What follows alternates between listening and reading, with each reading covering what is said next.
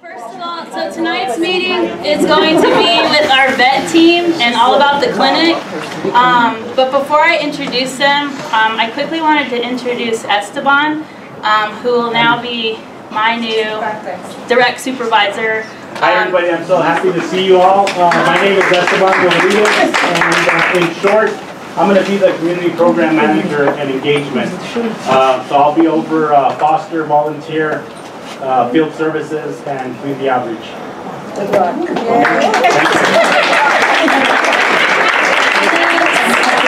Real quick, we also have Rachel, who is brand new, and she's one of our foster coordinators, if you want to introduce yourself. I'm Rachel. I'll be the new post-placement foster coordinator, and I'm really excited to get to know all of you and be a good support network for you in fostering and volunteering.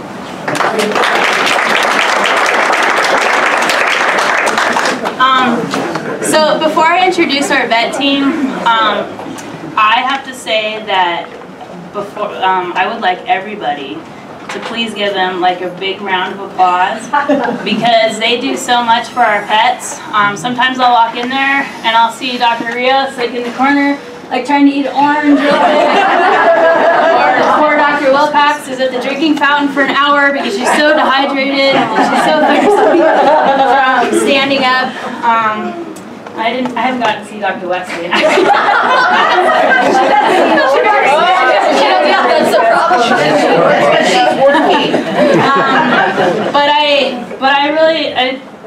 think we underestimate our team here, and they do so much for our pets, so I would really love it if you guys could give them a big round of applause.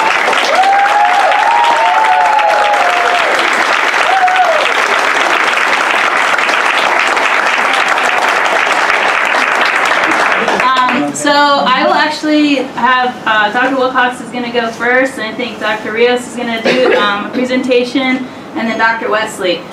In that order, maybe? Okay. All right, so Dr. Wilcox.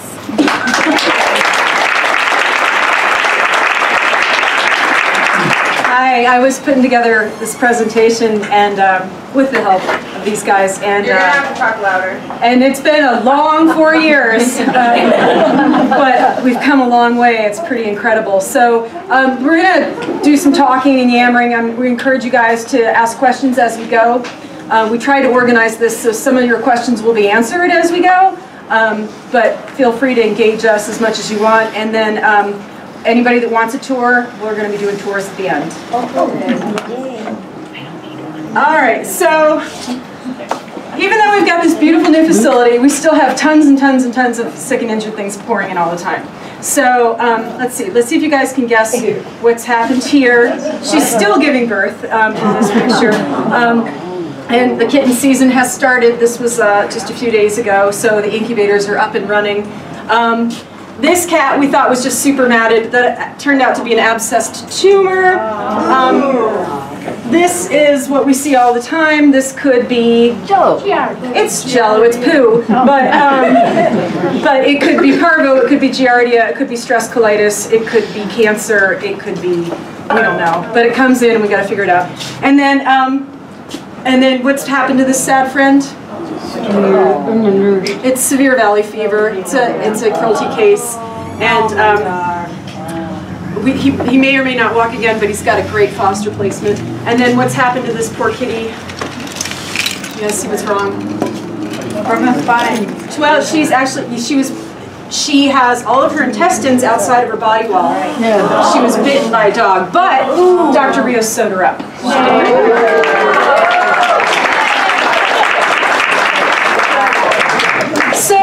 So those are the things that we have to deal with that aren't our fault, and then there are the things that we have to agonize over all the time that we spread here. And this is something that I think, you know, we've really come a long way, but we've still got the same darn problems. So this is a Giardia trophozoite. You guys probably aren't ever going to catch Giardia from our dogs, but we sure do worry that when we have so many dogs in a kennel in such high stress, especially up in the tent, we're still spreading Giardia. So a plume of diarrhea makes an animal unattractive, and it can hurt their health. Probably won't make you sick, but definitely their adoptability is So what's this kitty got on the side of her? She's got ringworm. So these are glowing hair follicles that have ringworm inside of them. And then these are sort of the benign things, and then we've got the really major things that shut down programs and stop dog walking and get entire rooms quarantined. So what is this cat suffering from on her tongue? Calicivirus. So the surface of the tongue sloughs, the surface of the nose sloughs, very painful, high fevers, like the worst thing that can happen to a nice cat. And then what's this poor dog? Distemper? The puppy's got distemper. And what has happened to this poor dog? Strep. So we still are always on the lookout for these major pathogens, because this is coming in all the time, this is coming in all the time, and this is waiting in the wings. So we are always worried. So, oh yeah, there we go. So a lot of, over the past several years, we've been talking at length about trying to get everybody thinking about bugs and how we can stop the spread of disease. We've had the big pneumovirus outbreak that we've worked really hard to contain. I'm just wondering, do any of you guys know if we've gotten rid of it yet? We haven't. It's still here. So despite all of the gloves, the gowns, the booties, the 2 clean breaks, a huge amount of work, we still have pneumovirus with us today. And so our last final hope for that, just to keep you all up to date, was that when we moved into this new building, we'd be able to snuff it. And that hasn't happened yet, but we have one more chance. And when is that? Phase 2. So phase 2 will be another, just warning you now, will be another big attempt at purging pneumovirus for once and for all. We aren't seeing as many pneumonia cases, but the dogs that we're testing that do look boogery like Gypsy does, they are pneumovirus positive. So it's still confounding. It's still in our kennel cough swarm, and we want to get rid of it. And they're going to be big. We're going to have a big project, a big plan in June when we get that those phase 2 kennels back. So just, it's still out there. Be ready. All right, so we treat a lot. There are some things that we just can't fix. And so I harvested this off the internet. How can you not steal that kind of thing off the internet? So you guys know we do lots and lots and lots of medical fostering, and we try for rescue placements. And we've got some new things that we're trying.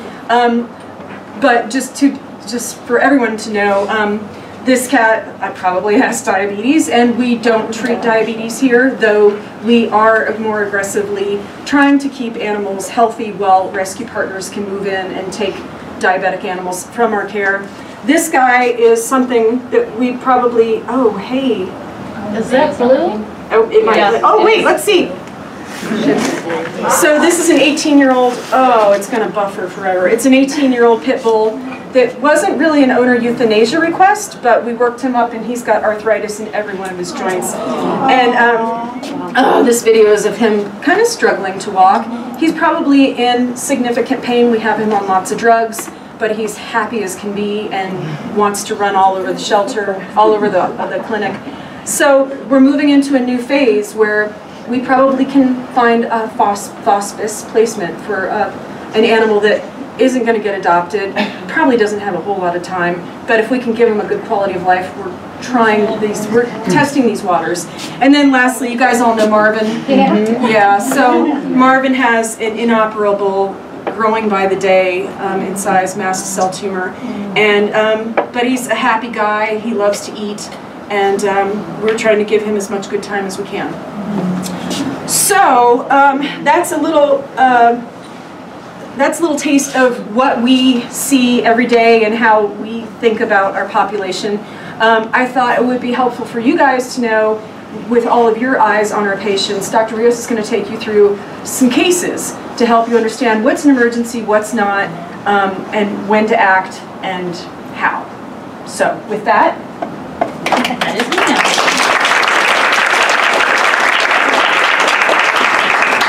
So some of the things that we really want you to bring immediately to the clinic that we worry about are animals like this one pictured here that are actively bleeding. And in this guy's case, he was neutered and he didn't have his higher. Can you guys hear me or no? No.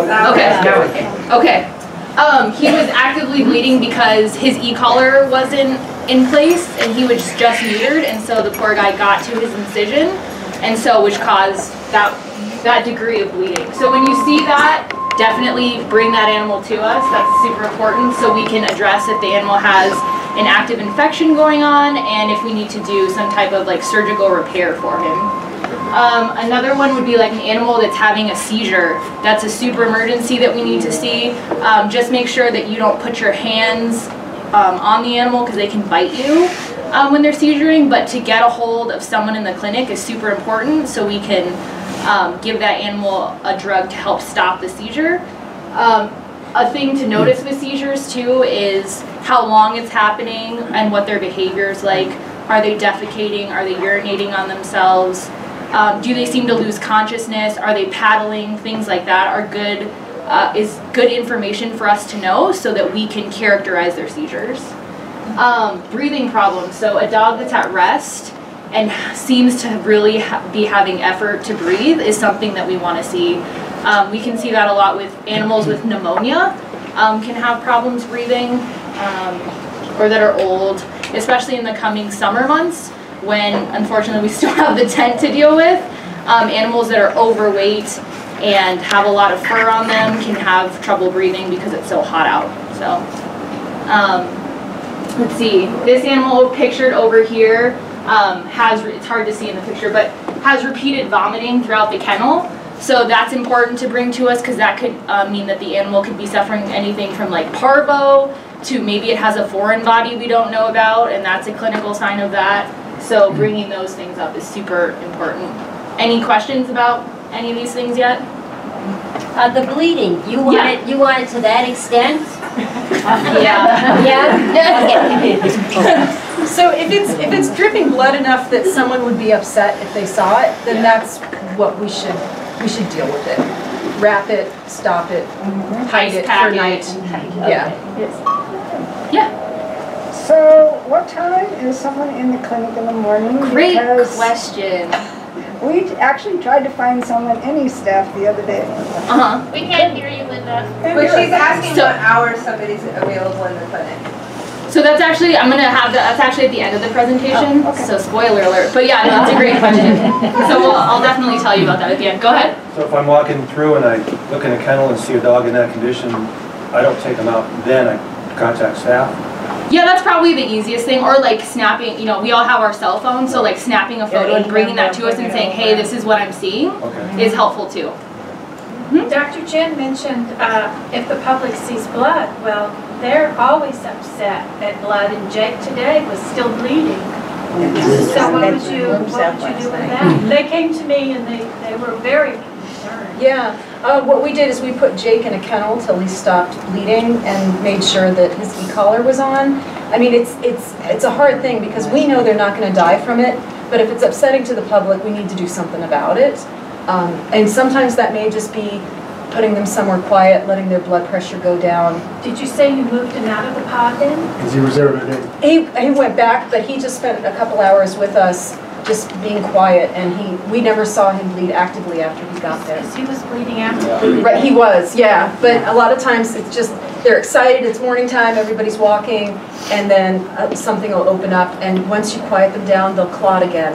Okay. And that's all we had to do for him. His sutures were still in place. Good, thank you.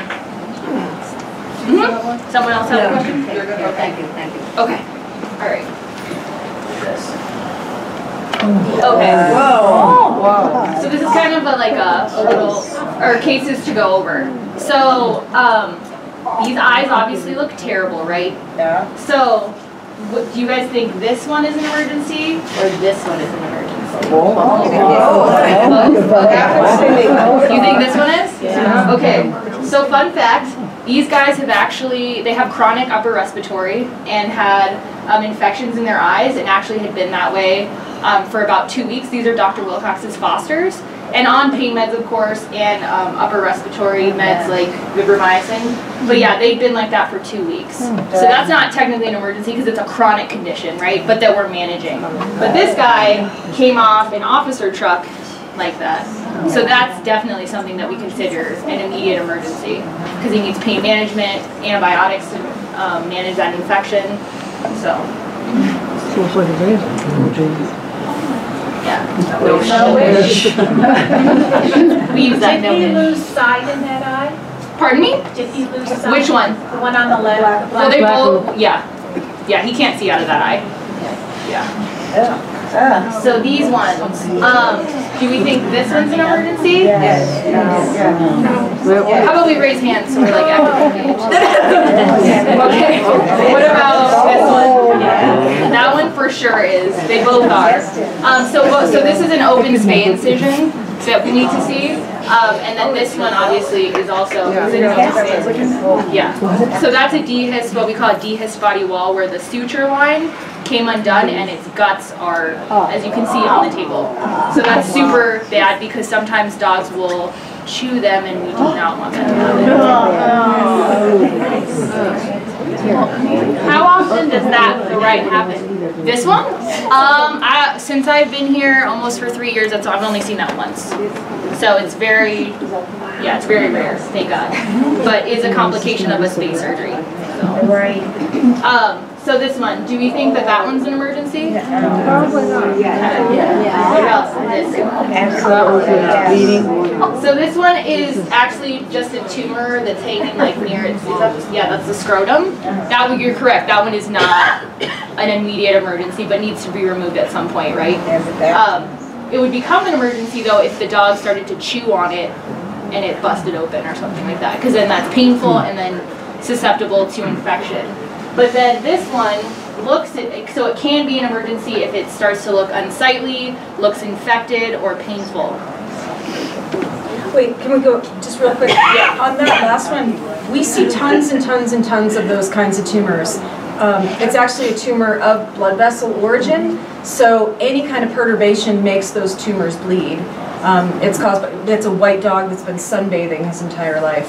So most of those we can cut off. They're just locally aggressive, but they look awful. So, and we'll see those guys, people will get really upset and freak out that he's got blood running down his leg, but it's just because if he bumps it with a Z-collar, and definitely if he's licking or chewing that, it is going to bleed. And that happens to us all the time. Wow. You probably have 2 dogs in shelter right now that have this exact thing, that are waiting for surgery. Yeah. I had a question on the one. Sorry, I was answering her question first. Or wait, whoever wants to go. You can go. Okay, stand up when you Go, Sherry. I've seen a lot of dogs like that last picture on the right hand side. Okay. Yeah. Like this one? Yeah. Okay. And it seems like they're that way for a period of time, like 2-3 weeks or something. How soon should you fall fit for that? So, unfortunately, our special surgery load, how many surgeries would you say our animals are waiting right now? Probably 30. Probably, yeah. So, at any given surgery time, we can only do between 3 and 5 special surgeries at a time, depending on how much regular spay-neuter we have and animals to get out that are already adopted. So, given the fact that they're not an emergency, they have to wait a little bit longer, unfortunately. Is there a time limit where something like that? I mean, there was one puppy in there and it just like this. And you finally got to it. You did good. There's a timeline where if we see it's been 3 weeks or something, we should say something. So something that gets them, I guess, ahead of the line is them getting adopted and getting out of here, because then they're ahead. They get ahead but people of the line. When they see that, it's like, oh, I want that dog because it's ugly. No, I agree. It's definitely unsightly and not helping their adoptability. But we're doing the best we can to get those animals into surgery while managing, the emergency surgeries that we have and regular spay neuter it's a tricky balance. I agree with you. When we get to I phase, wasn't trying to denigrate, I was. Oh, no. Understand. in an ideal world, like when we get to phase 2 and we have more kennel space again, we will probably keep those guys out of public view. Because we know, and I mean, we're gonna manage the infection, and if they're painful for any reason, we're not gonna let them chew their tumors. The tumors have been growing for months to years, so a couple of weeks isn't a huge deal because they're not metastasizing. This type is not metastasizing, but I know it looks like hell. We just don't have anywhere to put them.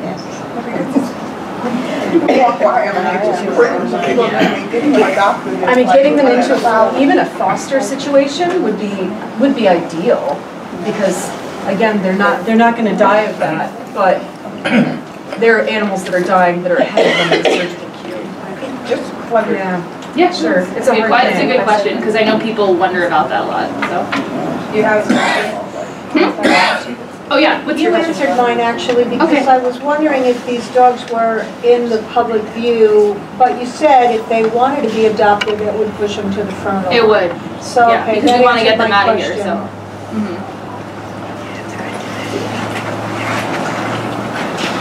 So. So do we think this one's an emergency? Yeah. And what about this one? So they both are, because we don't. So they're an emergency because those animals got to those sites and started chewing on them and getting them infected. So they weren't before, but they become one because now that they're super infected. So this is actually Marvin and his tumor, and that's why it was so important to keep his bite knot and his like blow-up e-collar on, because then he'll constantly lick it and then it'll start to bleed and then set up an infection. Okay, sorry. So yeah, this is Marvin, I said, and this is his mast cell tumor that we were talking about. So it's why it's super important for animals to have their e-collars on. So when they have conditions like that, they don't chew at it and infect it and it becomes painful. So do we think this is an emergency?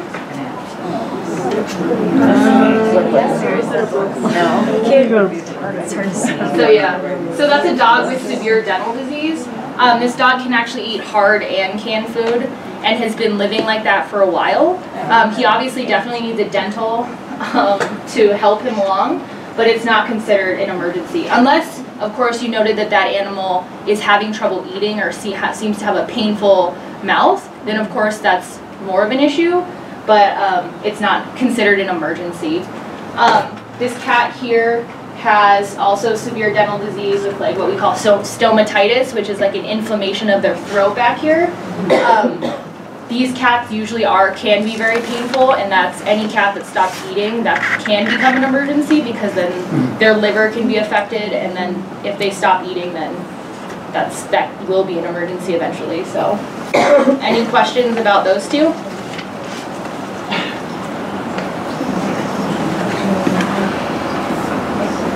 Oops. I said no-ish once they got the pain meds on. Yeah. Oh, so now I will introduce Dr. Wesley to talk about our day-to-day operation back there in triage and how busy we are and stuff like that. So without further ado, Dr. Wesley.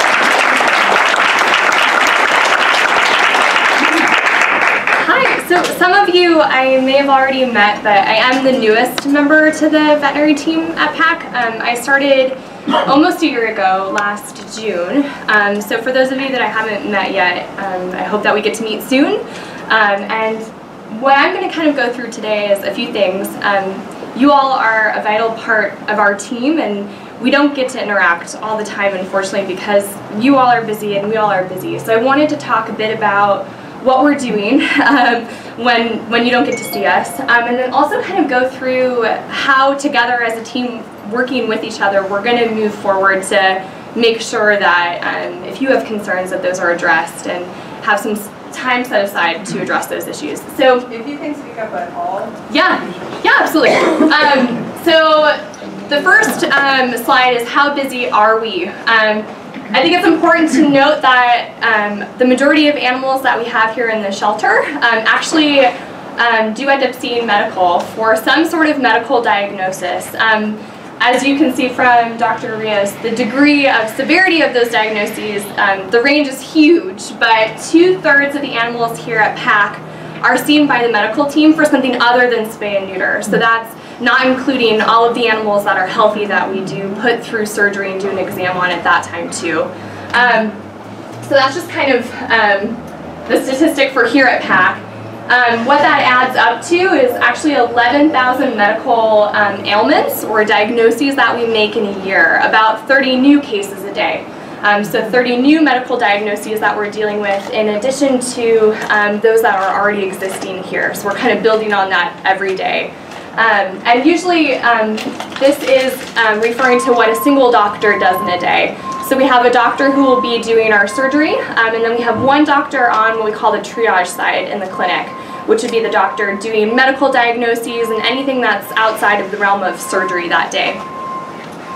Why are we so busy? Hopefully part of that is as the public becomes more aware of who we are and what we can offer to them, those numbers are climbing. But part of that too is we're actually the only open admission shelter in Arizona.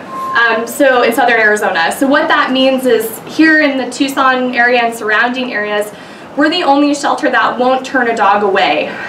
So no matter the degree of medical concern or no matter the shape of the dog and how they present, we're going to open our doors up to that dog. We'll never say no.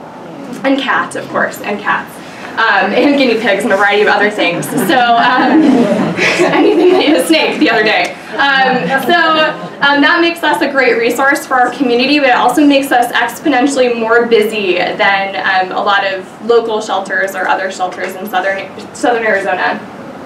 What that adds up to is in 2017 we saw over 16,000 cases come through PACC. And again, that's because we are keeping our doors wide open to any animal that needs care.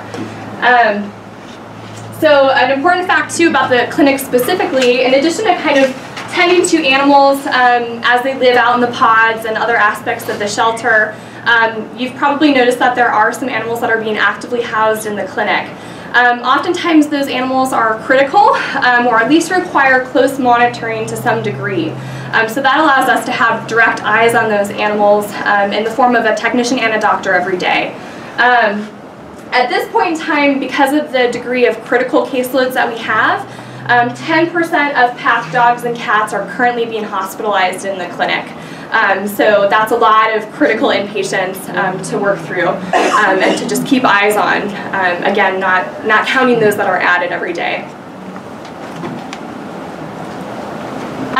So a typical day in the life. Again, this is in the life of a triage veterinarian. So you've got your veterinarian on surgery and then your veterinarian who's receiving animals in the clinic.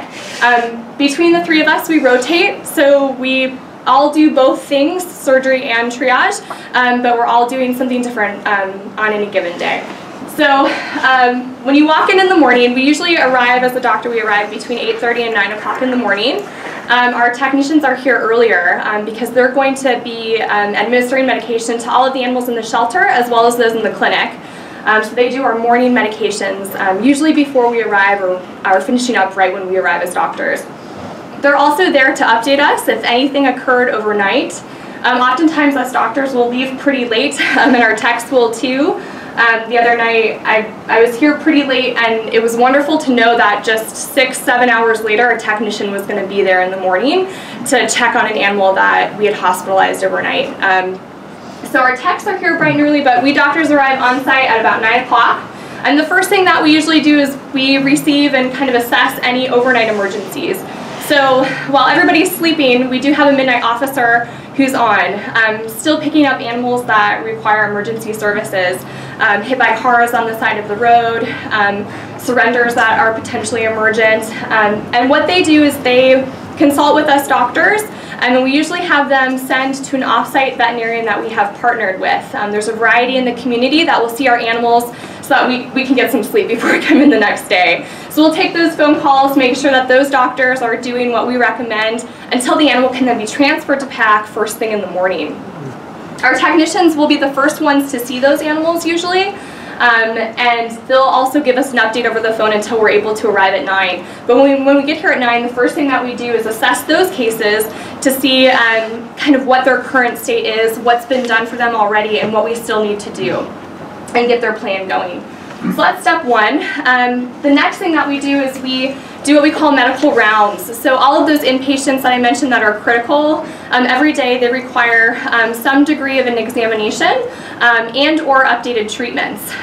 So bandage changes, changing fluid therapy plans, reassessing pain and making sure that we address that.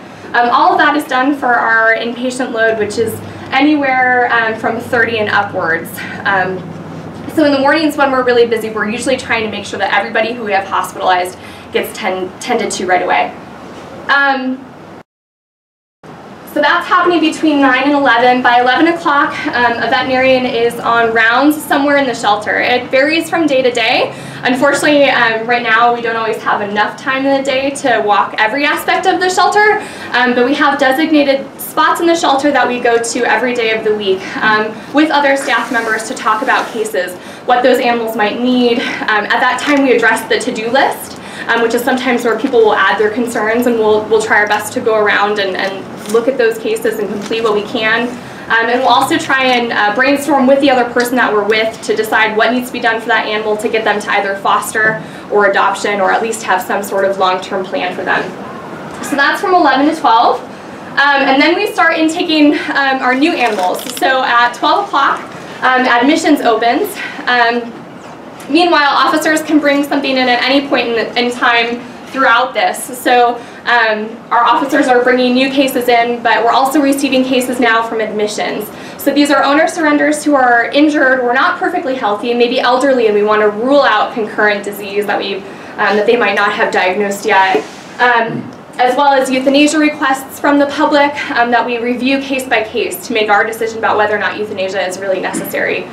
So that intake is constantly happening from 12 to 7 through admissions, and on every day that could look like 5 animals in an hour or more. It just kind of depends on the day. So in addition to that, we're sort of functioning like a general practice these days in some ways, in that we are having appointments scheduled for all those animals that are out in foster, as well as some animals who are adopted and still require follow-up care. So meanwhile, amidst all of this, there are foster appointments every 30 minutes from 1 to 5:30 that are scheduled for us on the books. Most days we're scheduled fully, and these days it's really rare to not have an additional walk-in or unscheduled appointment because people are still kind of learning the system and might not know that scheduling was vital. So that kind of gives you an idea of what we're doing. If we ever seem frazzled or short, just know it has nothing to do with you all. It's probably just because we're running around like chickens with our heads cut off. I personally am still learning how to manage and multitask and keep up with these ladies who juggle a million things at once, but it's a learned skill. And just kind of know that in the back of your mind that that's kind of what we mean when we say we're busy right now. It's absolutely nothing personal. It's not to devalue what your concerns are. We're just constantly trying to triage what's the most emergent thing in our brains amidst all of this. One last thing. So before leaving, every patient that we see, including our inpatients, require updated notes in the computer. So we order medications, order treatments, and update our physical exams, diagnostic tests, and we manually type all of that ourselves. So if we're on the computer, that's probably what we're doing too. Any questions about that, or a typical day in the life? Is that weekdays? So this is 7 days a week. The hours are a little bit different on weekends. Yeah, okay. So the difference on weekends mostly lies in the intake triage section. That area, it's from 10 to 5 instead of 12 to 7. But otherwise, everything else is the same. Yes, ma'am? So if you discover that an animal needs some additional care, yeah, whether it's surgery or whatever, how do you come up, can you explain how the plan happens? How do you decide? Yeah. Absolutely, and I'm going to also, you're kind of perfectly segueing into some of our other slides. It was like you were planted there on purpose. Absolutely, so a lot of that, it starts with a physical exam. We do have the eyes of the admissions folks who are largely kind of being our first eyes for these cases. So we don't see everything that comes through intake. We rely on the admissions staff to either report to us if the owner who surrendered that animal had any concerns, why they were surrendering that animal, if that could be related to medical concerns. They're the ones who are kind of screening as far as age goes, if maybe this is an older animal that requires an exam. So they're our first set of eyes. The animal comes to us and we always start with a physical exam. The great thing about our resources here at PACC, we have a variety of diagnostics that we can reach for, and as doctors, of course, while being financially cognizant, we can also reach for any diagnostic that we have available that we think might be necessary, including tests that we can send off-site. So just like any other veterinarian that you would see, we start with our physical exam and then base our next steps for diagnostics on that. A lot of times tests that we send out will be pending for a couple of days, so our plan might not be immediate. It might depend on those results to come back. But usually by the end of all of that, we'll have some sort of game plan where in Chameleon, when we write these notes, we can order, sign them up for surgery, and order medications, and also add in there what we want to do to follow up and when we want to do it. So say that an animal comes in, isn't going to be staying with us in the clinic, but still needs a follow-up plan. We'll write all that in Chameleon. We'll send them out to the pods or wherever it might be, but we'll make sure that they're signed up for surgery, which is a list that then gets processed by our surgery team. And we'll make sure that they're on medication as needed and have a follow-up scheduled on a date for us to follow up with during usually our shelter rounds. Does that kind of answer your question? Yeah. Okay, awesome. Any other questions? I know that was a lot of information on one slide. Are you all still awake? Okay. We're wondering how you are awake. I'm really energetic. I got a lot of coffee. So we wanted to, as doctors, before we made this presentation, we were kind of talking about a game plan moving forward with you all. Because again, amidst that busy day, we don't want your concerns to feel like they're not being addressed, and we don't want any animal to go under our radar. So it is important, since you all are also our eyes out on the floor when we can't constantly be out there, that we have conversations with you and have contact with you when you have concerns. So hopefully Dr. Rios kind of helped you mentally triage and know what's emergent and needs to come up right away, and what can wait. For those things that can wait, or for those things that you're not sure whether or not they can wait, we've kind of decided that this time, according to the schedule that you saw on the last slide, would be the best time for somebody to come up to chat with us about cases that they have concerns for. This makes sure that, like I said, our critical inpatients are addressed as much as they can be before things get crazy. And this would also be seeing and talking to you guys before those foster appointments hit and steal us into rooms and whatnot. So if you can keep it in the back of your mind that if you have a concern and you want to talk to somebody on the medical team about it, between 10 and 12 is a great time to come by the medical clinic. Just know that at that time we might refer you to one of our technicians.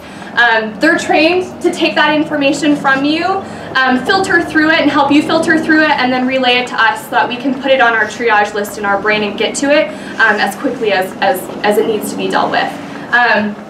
So you might not always be able to talk to a vet between 10 and 12, but there should hopefully be another member of the medical team that would be available for you. Another great thing, just to remind you guys, and if you need additional information on how to access this, I think Gina would be a great point person, but a lot of times there's already information in Chameleon. So if you're worried and you say, okay, I see that this dog has this mass. Is this dog signed up for surgery? Has the vet seen it? Did they miss it? Did intake miss it, and then therefore the vet didn't get to see it? Hopefully at some point we would see it through shelter rounds and the rest of our staff, but you might be absolutely right and needing to just kind of follow up here and there. Your great first point of doing that is checking into Chameleon to make sure that another volunteer didn't beat you to it a few hours earlier. I think sometimes there is time spent in reviewing cases that maybe have already been reviewed earlier that day. So just as a way to look into whether or not that animal has been seen, Chameleon's a great start. Note too that we don't get to our medical records always right away. So it might be that we did see that animal. It's not chameleon, you're not sure. You bring it up to the clinic and we say, hey, we actually did. We just haven't entered the notes yet and won't get to until 9 o'clock tonight. Hang tight. But chameleon's just a great resource for you guys to see what we've already done. Or if anything has been done. Another great thing to do is to start, if you feel like it's not between 10 and 12, or if you have a hard time getting a hold of somebody in the clinic during those hours, which I hope is not the case, you can always look to see who the manager on duty is, and that's a great point of contact for you all as well. Yes, ma'am. A, are there weekend best times? And B, I haven't got a clue what manager on duty list is and where it is. That's perfect. So as far as them having access to the manager on duty list. So the first question was, are there different What hours is on the a good weekends? time Yeah. on the weekends? And the second question was, how do you find out the manager on duty? Yeah. Okay. So as far as the first one. Yeah, that one's actually my next slide. So I was putting it off, but I'll get to it now. Ideally, not Saturday afternoons. Dr. Rios is here by herself on Saturdays, and everything that we talked about on a typical day just seems to explode even greater on her days on Saturdays. For whatever reason, I think that's the public's favorite day of bringing animals to us. So preferably not Saturday afternoons. If you are going to come in on a weekend day, between 10 and 12 is still the best time to come. And again, if you can hold off, if it's not an emergent situation, you can always wait until between 10 and 12 on Sunday, which is when I'll be there, and hopefully things will be just a little bit quieter. And your other question about the manager on... So, I don't know that it's been officially publicly announced yet. But there is a new clinic coordinator starting. For me, there hasn't been a clinic coordinator since I've been here. Michelle did that for a long time amongst 8,000 other things. And so now we're able to kind of take some things off her plate. So during the week, I would imagine that would be your first contact because we don't actually have an assigned manager on duty Monday through Friday. Yeah, or going straight to the lobby and interacting with one of the med techs. Okay, and then for weekends, we do have a specific manager on duty because a lot of our staff try and take either Saturday or Sunday off. So in order to have one point of contact, we do have a manager on duty, and Gina can send that out. So where is the list? Say I'm here on a particular day and I'm trying to figure out who the manager on duty is. Where is this list of who I We post it in the volunteer area. So when you say manager on duty, are you referring to the weekend one where we're each taking a turn? I think so. Okay. I'm just on weekends we do have one, a specifically assigned manager. Saturday and Sundays now. We just started. Well, no, we've been doing it, but we just changed their tasks. Suggestion, would be possible, I don't remember if there's a whiteboard in the volunteer area. Could we write, and maybe even for weekdays, write a person, whoever is the point person, maybe even have one for volunteers to be able to contact on weekends or on weekdays as well. Schedule? And I don't know, put a number or something like that where when people come in, they can see who it is. Yeah, let me, we used to do, it used to be a supervisor, it used to be a shelter supervisor was the person that most of the volunteers contacted. Right, but I think, medical thing. Yeah, so I would say, are we allowed to say the name of the person that's the manager? Or at least know where it's posted. Okay, know we where have a it's start date, posted. so I guess it's pretty official. So Dawn? Okay. So Dawn is the new clinic coordinator manager Monday through Friday? Okay. So then on the weekend, it's okay, I'm just asking you from here, that we give out a staff phone number and say who the manager on duty is? So the manager on duty will be posted in your section in the volunteer. You can contact via radio. Most managers have their personal numbers, and that's we're not going to give out personal phone numbers for the managers.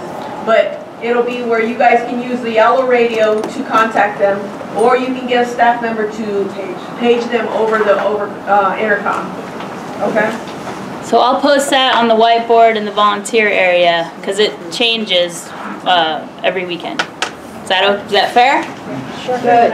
And I know you guys are talking right now about medical, but any other concerns, operational, procedure, or policy, if you have any of those questions or concerns, the point of contact for you all is going to be Bonnie, Gina, or myself.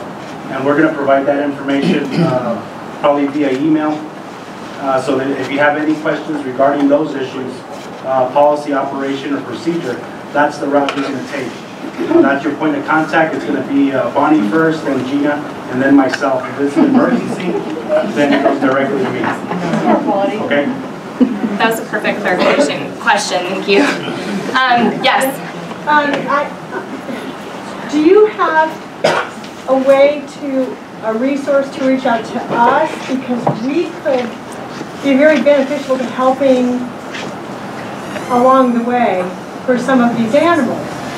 You were the one who did the last segue so beautifully, aren't you? I'm kind of convinced that you did pay. Yeah, I should have. I should now. And that's a great point, and we all really appreciate that and that thought behind this meeting. Dr. Wilcox is going to talk about where some of our specific needs lie that you all could fill for us. And hopefully, as she goes through that, she can give you the means to arrange for you all to help us with that too. So, thank you. Great question. Yes? Does the 10 to 12 being the best time to bring someone to a clinic apply to fosters if they have an emergency overnight? So an overnight emergency, the best thing still to do in that case is to call the foster emergency line. What that'll do is that'll be forwarded to a specific medical staff member who's on call. They can advise you whether or not it's something that needs to go to one of those off-site vets that I mentioned our officers will take animals to. So if it's something that needs to be seen at 1 in the morning and we don't want to wait until 9 a.m. or whatever it might be, then they can help arrange that for you.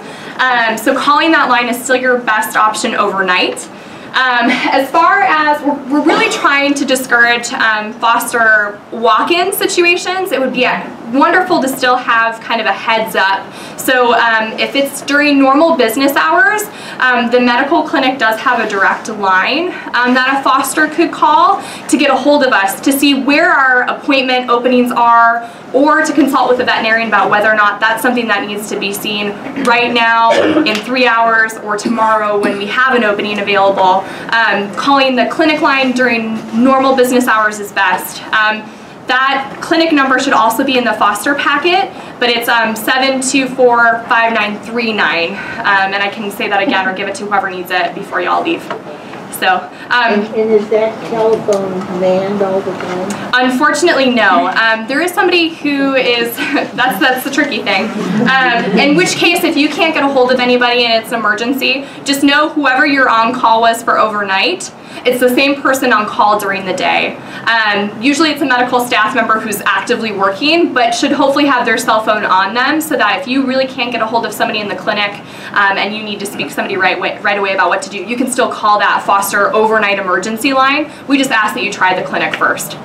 Yeah, right now there is somebody manning that phone during the week. It's on weekends that we don't have anybody to constantly man that. We do have a few volunteers who have stepped forward to do it during specific hours of the day on weekends. And Dr. Wilcox will also talk about how more volunteers in that arena while we are understaffed would be very helpful. So, great question. Yes, ma'am. Yes, hi. I have a question. Symptom book. Would it be possible to put one up in the tent? Because there's 75 dogs up there, and we have the behavioral book up there, but we don't have a symptom book up there. And I know, you say, well, you get down there, but we jot it down on pieces of paper, but we don't want to lose track of anything. Would that be possible that we have another one up there? So I'll take care of that, and I'll discuss that with Amanda. To see if we can get that up there. Yeah. I just want to make sure that she knows it's up there and is able to check it.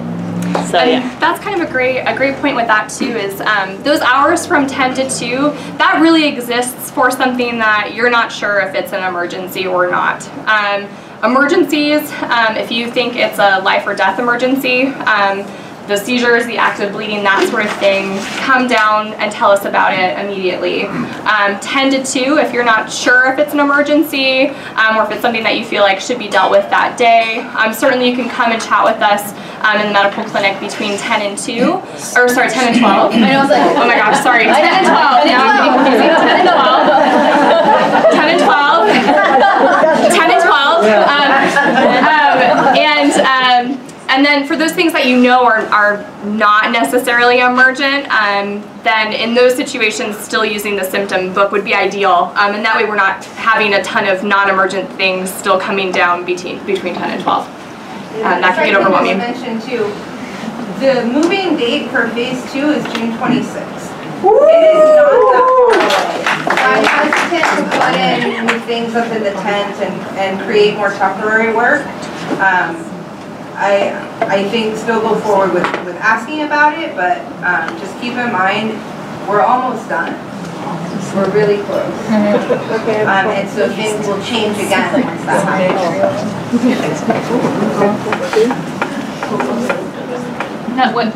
Another question? Oh, another question, I'm sorry. I had a part 2 to that. Oh, I'm sorry. You were saying about adding notes, and you mentioned chameleon, so we check chameleon and we see everything in there, so we don't want to duplicate and make your life more crazy, or I don't know how it gets crazy. But would it be, when we add notes in chameleon, that is not, you don't look at those notes. You look, so if it's, look at the notes from the volunteers. Is it the to-do list? No, you're talking about notes from the kennel screen for the animal. No, so that's like the behavior and the, gets along with Bob and Got it. the playgroup. Which they all do. Okay, so the symptom book is still the place to go then. It sounds like as far as medical things go, that would be the best place to get it so that it's then in an area in Chameleon where we will see it. Okay. That's kind of the first step to getting it to us. Any other questions? Sorry about the 10 to 2 confusion. 10 to 12, one more time. 10 to 12. And then this, I think, is... No, this will still be me. So these were a few other ideas that we had to discuss things that maybe aren't emergent, but you could still bring up during that 10 to 12 period because it would be a really quick and easy fix and can prevent something from becoming a bigger deal. So the first one over here, does anybody know, if I tell you this is a cat ear, what we might be looking at? Ear mites. Ear mites, yeah. So ear mites are really quick and easy for us to deal with and to treat. In addition to that, treating them sooner rather than later will help us to prevent that cat from going to town and scratching their ears until they're bleeding because these are really itchy. So that would be a great example of something to bring to us between that 10 and 12 time. That's certainly not an emergency, but you could still bring up to us during that time. Does anybody know what we're looking at in this little tapeworm? Yeah, you all are very well trained. So tapeworms, which look like little grains of white rice. Again, super easy for us to deal with. Certainly not emergent, and actually usually not terribly harmful to the dog or cat, but very easy for us to fix right away, and something where we can kind of get you in, get you out, and have that dealt with quickly. And then last but not least, we see plenty of ticks.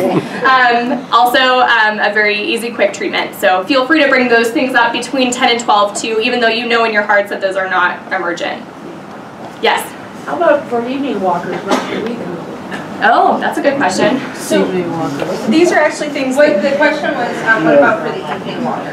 Did they find a lot of things later on? So these are the sorts of things where you could come to the clinic lobby outside of the 10 to 12, and what will probably happen is they'll run the dog in the back, and we'll put the topical on and run it back to you, and it'll go like that. What we would ask, though, is that you look at the paperwork first to make sure we haven't already put on Activil or Frontline or Advantix or something else. Often, if the tick burden is that high, we'll do the topical stuff first that we can afford. And if it's that high, we might reach the second round for the oral stuff that's extremely expensive.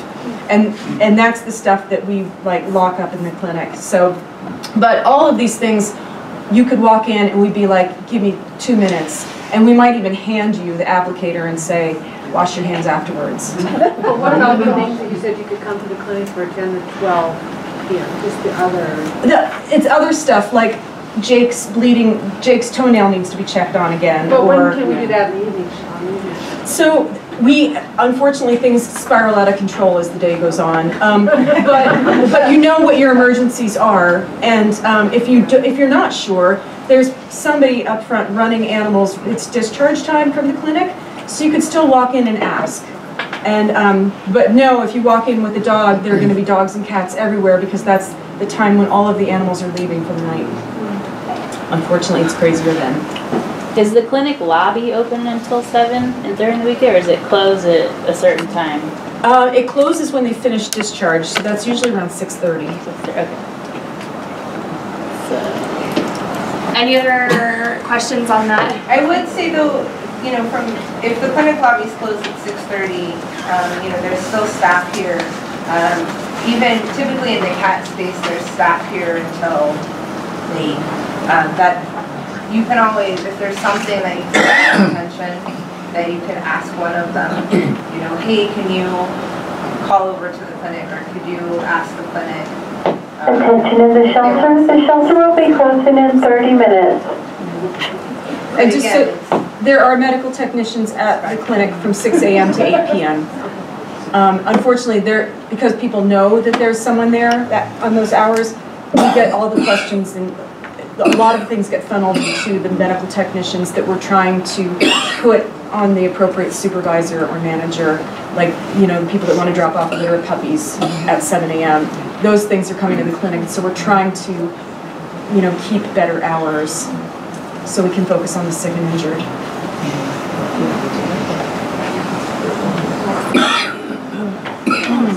There's the cat who didn't have his ear mites tended to quickly and scratched himself. And okay, here's Dr. Wilcox again. Okay. Thank you. So you guys know that we're dying most days. Things that we can really use help with. In the mornings, there's a really great cohort of folks that come and get our sick and injured animals out of their kennels. We as staff don't have time to hang out with them and love on them, but they certainly need that, and it probably helps them heal a lot faster as a result. So there's so many people that should be on these slides, so I apologize that Judy's not up there. We managed to get Bob to kind of smile a little bit this morning. But rain or shine, it's lovely for these guys to get out, stretch their legs. Even if they get carried out, they get enriched in kennel a lot of times. Cats too, though we really could use some more cat lovers. I'm blanking. Sue, this is the oldest picture of Sue, but she still comes 4 years later and does massage twice a week on cats and dogs and spends several hours working through everybody that's there, making sure that they get a loving touch. And that's really important because we don't have time, unfortunately, to do that. So, cats also have, in addition to the medical isolation areas, there are not very sick cat isolation areas immediately adjacent to the clinic, and those cats need love and attention too. So staff like our volunteers like Mary and some of the cat care staff spend a lot of time in there nebulizing them, figure out what they'll eat or not eat. This is a nebulization chamber where Mary puts them basically in a steam bath to help them sneeze out all those boogers, and that helps tremendously. But each of those treatments takes, where's Mary? 10 to 15 minutes per cat. 20 at least. 20 per cat, so that would be one technician all day long if you know, we had to pay someone to do it. So we need people to help her get our sick cats healthier faster.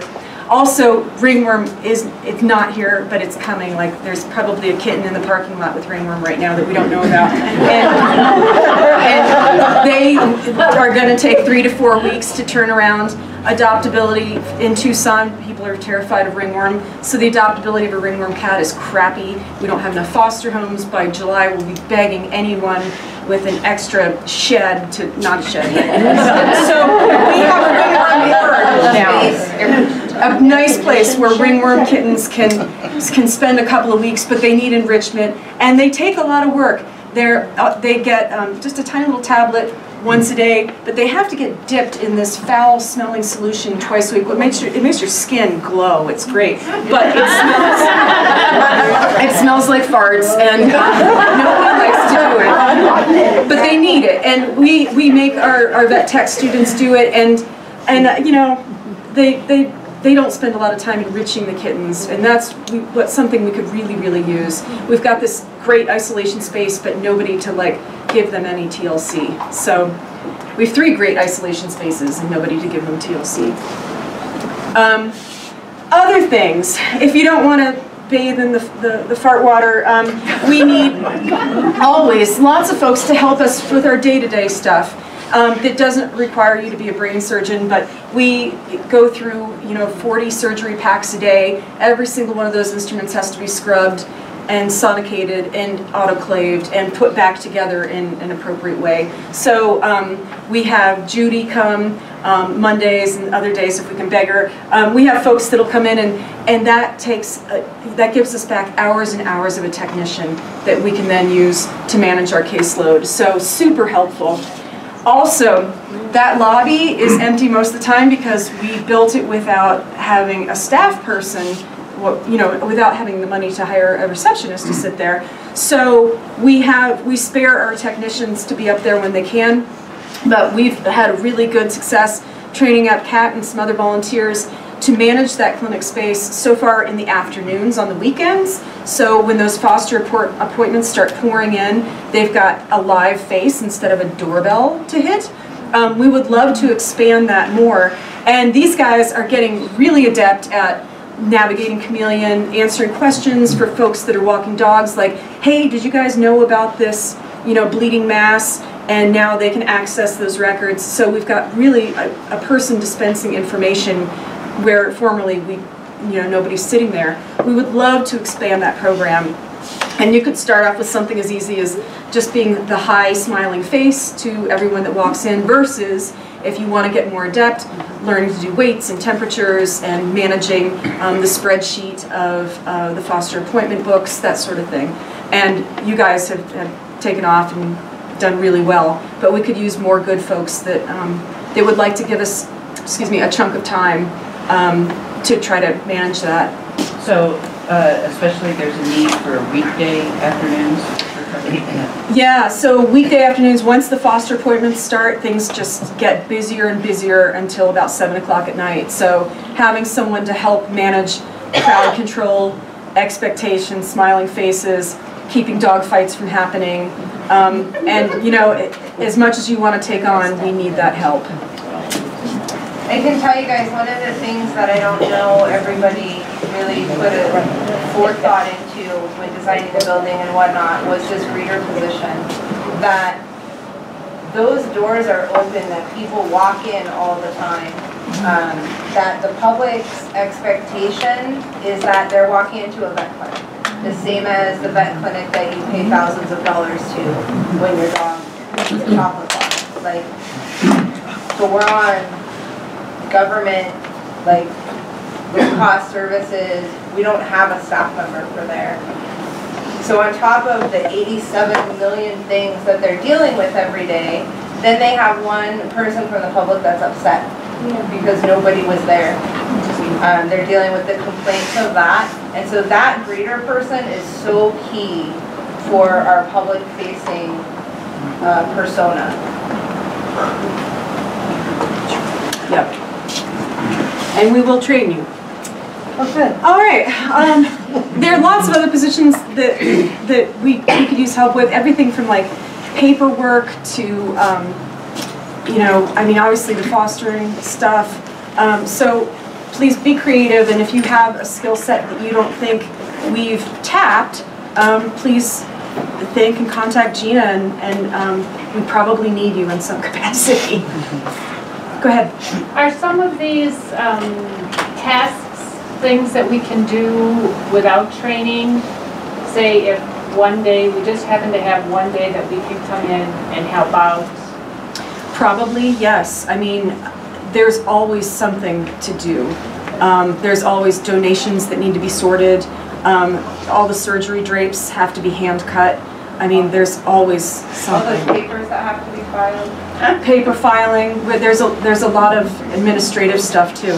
So we can pop in and say, I'm here, what can I help with? Yeah, I mean, it would be ideal if you can pop in for like, hey, I have a block of 3 hours or 2 hours. If you have 15 minutes, we'll probably ask you to clean a kennel or walk a dog or, you know, nebulize a cat. But if you can give us a chunk of time, we can get we can give you a project. Go ahead, I'm sorry. Hold on a second. Did you have a question? No? Okay. Go ahead, sorry. Do you need training to go out to walk the dogs in the morning, like for the medical dogs? To some extent, yes, but now we usually have more than one person, so there's a lot of shadowing that happens. And you definitely will always have a technician there to tell you this dog can't walk, this cat has a really painful mouth, or is feral or something like that. So you definitely have to know what animals can do what. But that's just like that morning, you have to know what new cases have come in. Yeah. And Judy's really great at training anybody to do that in the morning with the medical case dogs. FYI. Judy. Do you have any resources for tech students? Yeah, we do. So we love to have volunteers. The biggest, if you have technician skill sets, we definitely really value that opportunity to have your strengths in the clinic as a volunteer. What we've struggled with is having folks show up consistently, and it's great if somebody pops in, but it's awesome if we know when we can expect them, because then we can project, oh, from 11 to 12, we can go give the parvo puppies TLC. And so adding predictability is probably our most lacking resource. So how would you go about scheduling hours?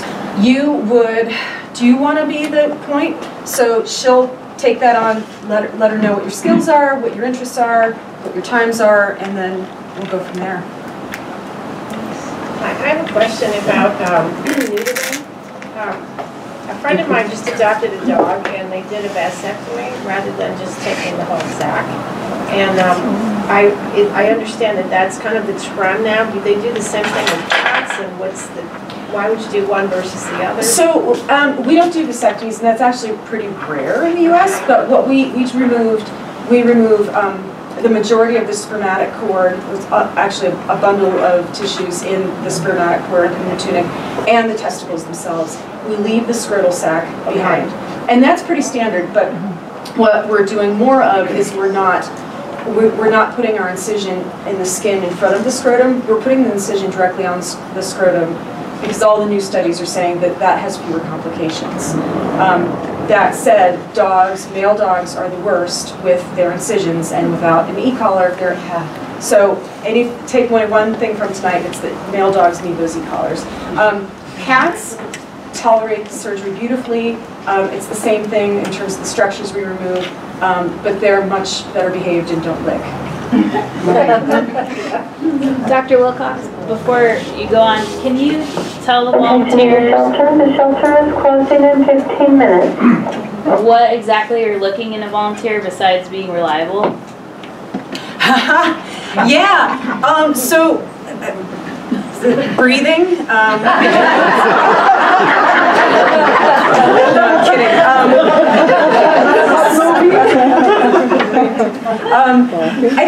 I think one thing that takes a lot of people off guard is how bloody and awful it can be back there. We see a lot of really bad stuff, a lot of really sad stuff. We have a lot of really angry people that we deal with, so it's a tough place to be, and you hear a lot of sad stories, and we have to be professionals about it. Some of us, I have, some of us have sailor's mouths and we blow off our frustrations that way. We have to be prepared for that, but you also have to be prepared to walk out and put on a professional outer exterior for the angry taxpayer who's in your client, or who's in your lobby and whose phone call hasn't been returned. So, and that's a tough game for a lot of people. So finding a niche, I think, would be the best place to start, and you know, giving us what you think you can give us in a consistent manner is probably our biggest challenge, because everybody wants to help, but we need to know if you're going to be able to do it or not for more than one time. And get a hold of Gina. But also, you're welcome to try things out, and if it's not your cup of tea, we totally get it. But it's also hard when we hear really negative things that are coming back because people just haven't understood the situation. Right. So it would be probably great for everyone that gets frustrated with the pace of things and surgery's not happening fast enough to get in there and see what we're dealing with, but it's sometimes not a pleasant place to be, because we're all here and we love animals, and they're in that clinic because they're not well.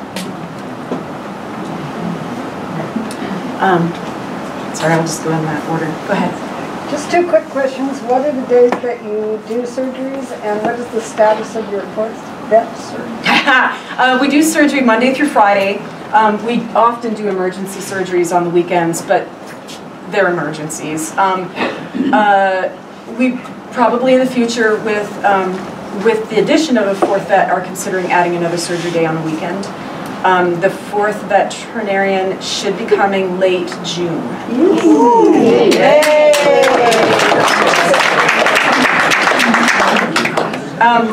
Sorry, there were two other.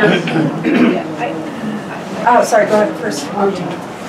Somebody mentioned the other day that we don't have to spray the leashes anymore in between dogs. Is that true? So spraying the leashes probably has never done what we hoped it would do. Right now, every dog here is exposed to humovirus. So I would say if you, the best thing you could do is spray the leash, set it aside, and come back to it in 10 to 15 minutes. Most people can't do that. They've only got one leash on them. So that spritzing of the leash probably doesn't do anything. Because I've been continuing to do it. You know, it's probably not a terrible thing to do, but it's not going to have the contact time, and it shouldn't give you the confidence that that leash isn't still covered with humovirus. When we relaunch this clean break in June, we'll try to be extremely clear in what we need to do, because that'll be our last chance. Go ahead. I just had a real quick question for Gina. Are you going to schedule another chameleon training fairly soon? Chameleon. When's the next? I can't hear anything. When's the next chameleon class? Saturday. She says Saturday. It's in logistics. I don't off the top of my head. Saturday at. I'm not putting you on the spot. It's Saturday. I will look at it. I'll get back to you. But it's Saturday. Dr. Wilcox, talk to us a little bit about isolation. What dogs go into isolation? How long they're generally there? Why do they stay there? Do they get out? Do those dogs get out of the clinic? So currently, no, because we're still trying to manage our last pulse of distemper. All of the dog isolation areas are closed for handling and walking, that sort of thing. What's nice, though, is that Tamsin and her team have been very active in making sure those dogs get enrichment every day. Even though they're in those kennels for 10 to 14 days, they're getting Kongs and frozen things and that kind of thing. So I imagine there will be a time when we'll return to having dogs walked from the isolation areas, but we've got to get out of, we've still got distemper dogs that are still shedding in isolation, and the pneumo dogs, we're not going to get anybody in habits that we're going to change in a month and a half. So, but we are hopeful if we can get behind this. How many kennels do you have that you usually use for isolation? So in the 3 indoor areas, there's 6, 12, 20, 20 internal kennels, not including parvo. And then there, depending on how many biting dogs we have between 10 and 20 more indoor-outdoor kennels. And those are the ones, they get better so much more quickly because they can go outside and bark and sneeze and but we do continue to have a lot of sniffly dogs, not a lot of severe pneumonia, but that may partly be because we've really locked down on isolation. Okay, thank you. Sure. Chameleon class, Saturday, 11:30 to 1. We currently have 5 people signed up, so there's plenty of spaces. Sign me up, Bonnie. Go on to logistics. You know how to do it. Sign Yeah, Is there any more questions? That way, Dr. Wilcox, everyone can do a tour before 7:30. Are you raising hands for a tour or for questions? Tour. Who has a question? Christy? Oh, Hi. There's been some policy changes and stuff lately regarding bedding. We've been instructed to no longer use bedding in the animals that would, the special animals that would get it, like little dogs, dogs that have kennel mates, senior dogs, and to instead use yoga mats. Yeah, there's been some trouble with some things that we're learning with yoga mats, like how they're getting cleaned and where to find them and things like that. But my question is, what is your position on that? Because obviously the concern in the past is during outbreaks have been that there's fomite issues with bedding and that the laundry wasn't always being done properly, things like that. So, the last thing that we've heard is still continue to use yoga mats for these animals, but we don't really have access to yoga mats. And so we just had a meeting about that yesterday, and the information's coming out, including what Dr. Wilcox had said about it from the email that you sent. Oh, yeah. About, I'm trying to find your piece. I can try to remember it. I mean, obviously the concern for me is like a yoga mat is like a sponge, which is prohibited from use in cleaning here. It's all in. So what is? So she's got like the statement composed. Yes. But I think, do you want to just talk or do you want me to try to? I want you to address the medical piece. Okay. However, the spongy yoga mat stuff is handled. Will be handled in the email that we sent. Yeah. Okay. So laundry is in incredibly short supply right now as well. So what we saw historically, for you guys that don't know, is that every animal had a piece of something in their kennel that they could love on or chew or poop on or whatever. We never kept up with laundry, and we would go to get stacks of laundry and it would still be wet and sometimes still soiled. So distemper in particular is concentrated in the urine of ill animals, and so a piece of cloth that hasn't been completely laundered and fully dried likely has active virus in it. None of our dogs coming into PACC have probably seen a vaccine before, so we have adult dogs die of distemper because it's bad. So we focus on making sure we have laundry that is clean and properly prepared for the clinic animals that otherwise just had steel around them. So they have to have pieces of laundry. Cats have to have it, and they enrich it with their smell, which makes them comforted. And arthritic geriatric animals need some kind of padding. It may not have to be something woven with tassels, but they need something to, like, to keep them a little bit, something softer than a Kuranda bed if they're very, very arthritic. We probably only have 2 very, very arthritics in the shelter right now. And what we find is that we have so many more animals with bedding that don't need it, and then we don't have enough that's properly prepared for the ones that absolutely do. So a tiny little 4-pound Chihuahua in winter in the tent should have a sweater, right? And it's great if they also have a blanket, but that blanket's going to get peed on, and somebody has to wash it and get it turned over so I can use it in the clinic for a hit by car. So for some reason we've not been able to get on top of this laundry thing. the yoga mats, if sealed and properly disinfectable, would be a better solution than something fibrous that's absorbent and entraps fomites. So that's my feeling on it. I would love to see every animal, like, you know, just on a mattress with down and, you know, puffy pillow. Yeah. I mean, who wouldn't, right?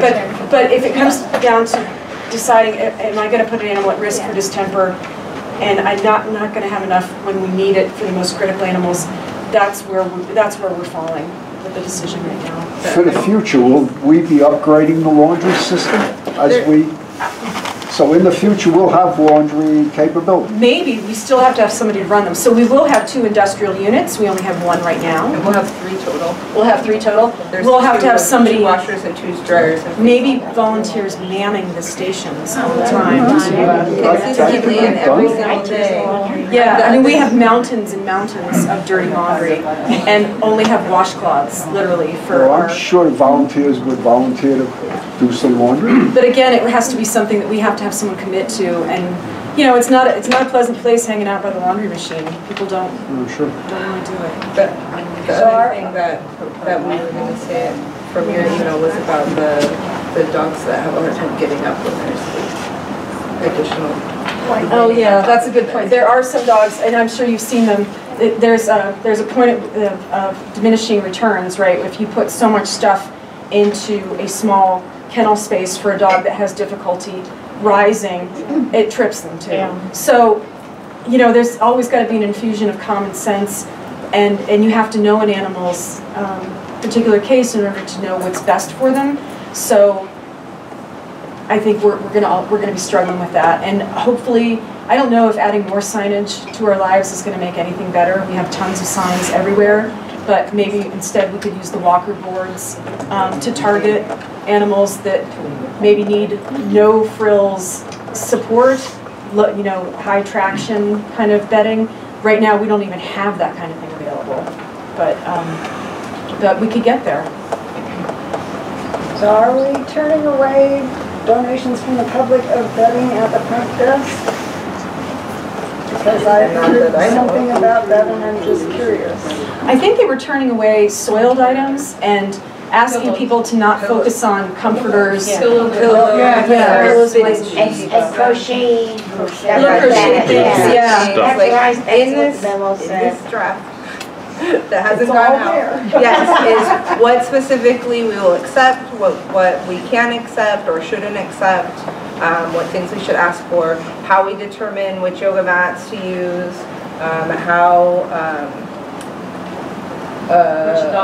which dogs get them. Like, I will get it out to you tonight. Or I will get it to Gina tonight, she'll get it out to you tomorrow.